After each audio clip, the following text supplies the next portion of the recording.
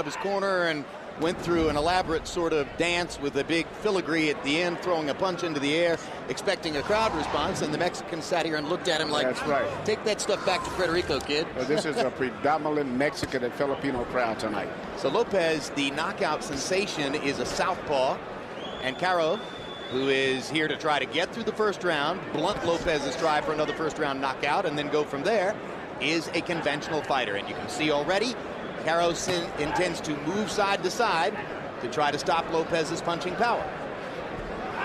So Lopez stands in the center of the ring and pivots and looks for a chance to land something. Chopping right hand over the top by Lopez. Good quick hook by Lopez. One of the best punches when you're fighting a guy on the opposite side is the right hook.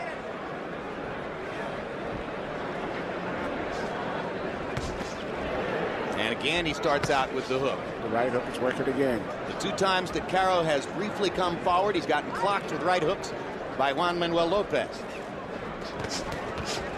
And again, a right hook as Caro steps forward.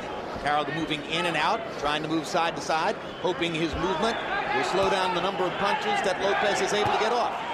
And Lopez could be one of those southpaws, like a lot of southpaws, which really are right-handed fighters, like Marvin Hagler was, and two of my fighters, Jesse Benavidez and Michael Mora. Totally flat-footed, Emmanuel. Yes.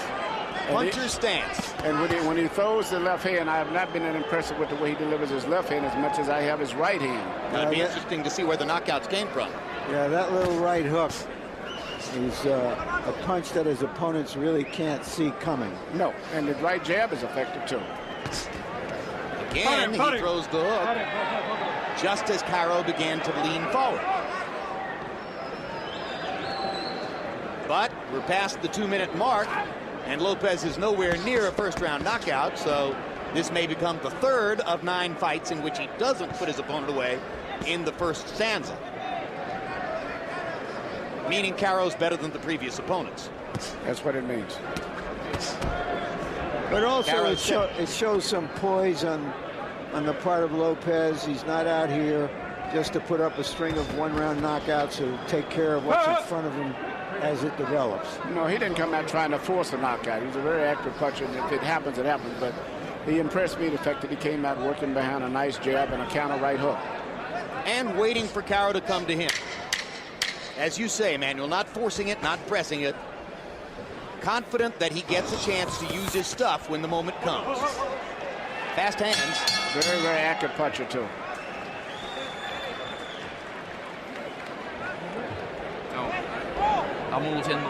We're looking good, but we need to have our hands a little higher. Don't get overconfident. He's not doing too much. The jab, keep it going. Yeah, the jab from the side.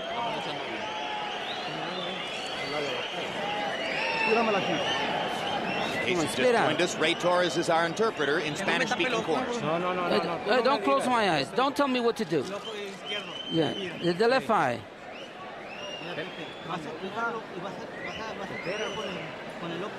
You got to throw the right uppercut. Yeah, but throw more lefts. Come on, do what I tell you. You got to stop him. Trainer and cut man Manuel Baldenegro working Caro's eyes. It's interesting, Emmanuel, just how a top prospect just carries himself. That you could see him standing in his corner, fully aware of what he's bringing here and what his future could be.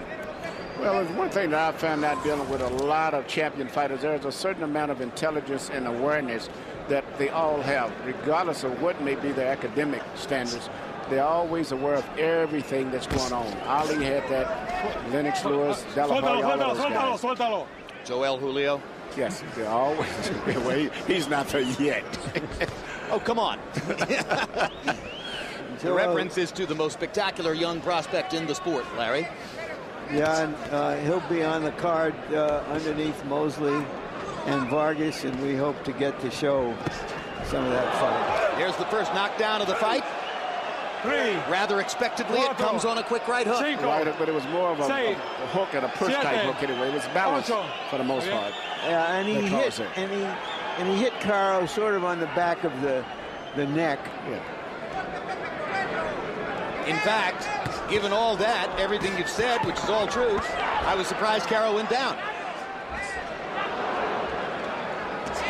Now Lopez following up. The sense of urgency goes up, but only a little. Nothing frantic, nothing frenzied, just keeps working. His speed and accuracy of punches is really bothering Caro right now.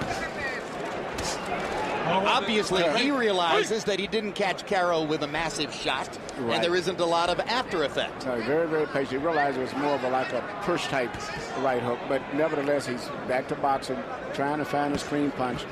Caro at this stage here is really mentally going through some changes, realizing that the guy is a much more accurate puncher than he is. Two good body shots by Lopez, backed Caro way off. Caro's becoming a little bit more cautious now, having tasted all of the leather that Lopez can throw. But again, Lopez's straight left hand, not nearly as impressive as that quick right hook. Right.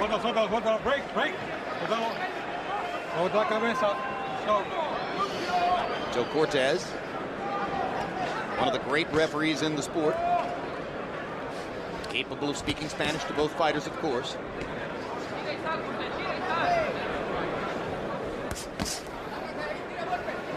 Cortez is from Puerto Rico, but many Mexican fighters prefer his services. He is universally regarded as fair.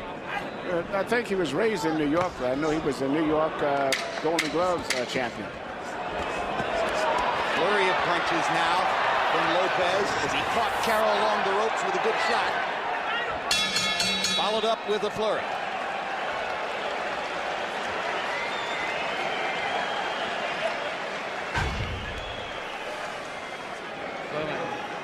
Take some air. How you feel? Come on, yeah. Stretch your legs. How come you're not throwing any punches? My eyes is almost closed. Throw some punches. You gotta throw punches. Come on, it's easy. Come on, listen to me. You gotta throw the punches. And when he comes in, hit him. Come on. You gotta throw punches. Come on, don't.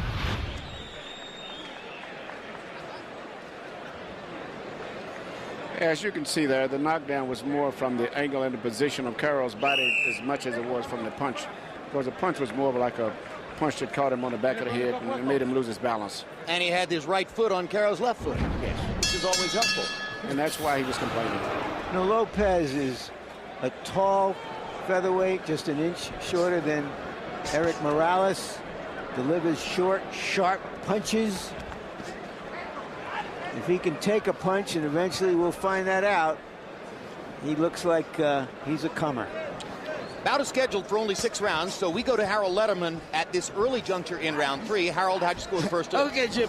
2-0, 20-17.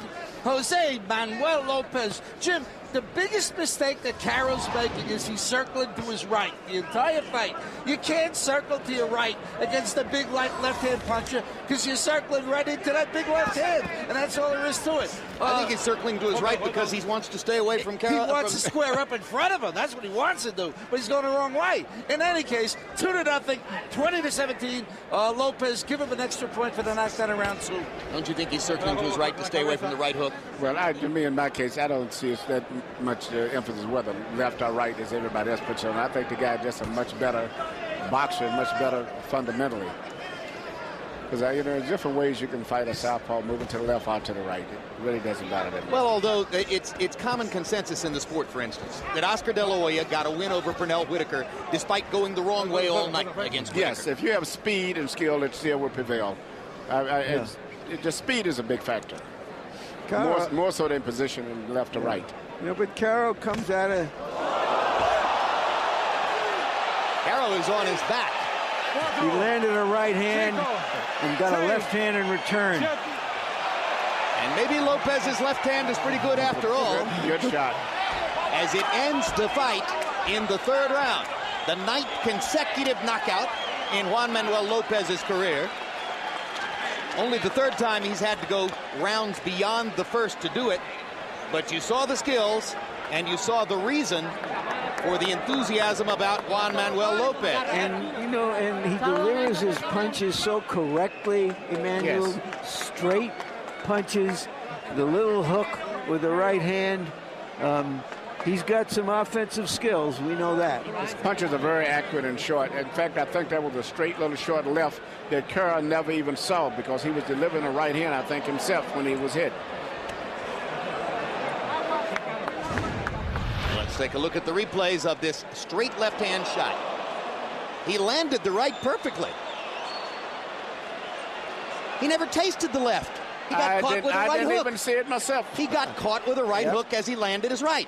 Boom. Very similar to the right hook that Tarver caught Roy Jones with in the 11th round. So there was no straight left hand involved. I thought it was a left. And frankly, he was knocked out prior to landing his right hand. Look at this. He lands the right hand after he's already tasted the hook. Amazing. Unbelievable. He was gone before he landed that shot. And I thought he landed his right hand, but he didn't. That's how quick Juan Manuel Lopez's right hook is. So once again, he doesn't really answer the question about the straight left hand, but he tells you everything you need to know about his right hook. He's a dangerous man. Manny Pacquiao had that punch. That's the one thing that's missing. Pacquiao punches so much with his left hand. I mean, he tries to punch straight through you with his left hand. But to be fair to him, some of his most damaging punches in his last fight were right hooks. Absolutely, and that's one of the reasons they say it can be different tonight. Let's go to Michael Buffer for the official particulars on this Lopez knockout. Ladies and gentlemen, the end comes at 1 minute 44 seconds of round number 3. The winner by knockout victory, still undefeated. His record now 9 bouts, 9 victories, 9 KOs. Juan Manuel Lopez.